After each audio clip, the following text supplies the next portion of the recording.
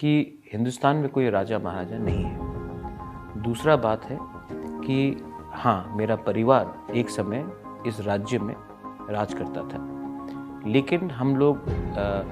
राजपूत नहीं हैं, हम लोग यहाँ के जनजाति लोग हैं, हम लोग ट्राइबल्स हैं यहाँ के। एक गलत बात फैलाया जाता है कि राजा महाराजा को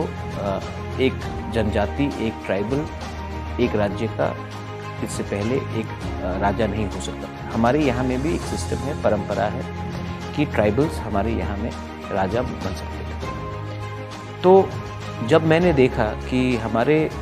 त्रिपुरा, हमारे राज्य में और नॉर्थ ईस्ट में, अगर आप पूरे नॉर्थ ईस्ट को देखेंगे तो सबसे ज़्यादा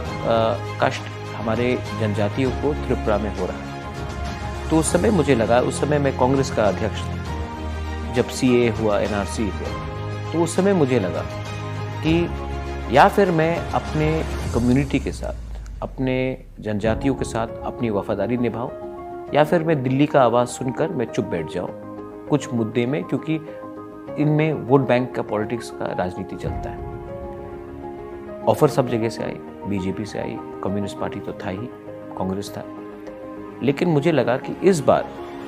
हम एक दिन सब जाएंगे, लेकिन जाने से पहले,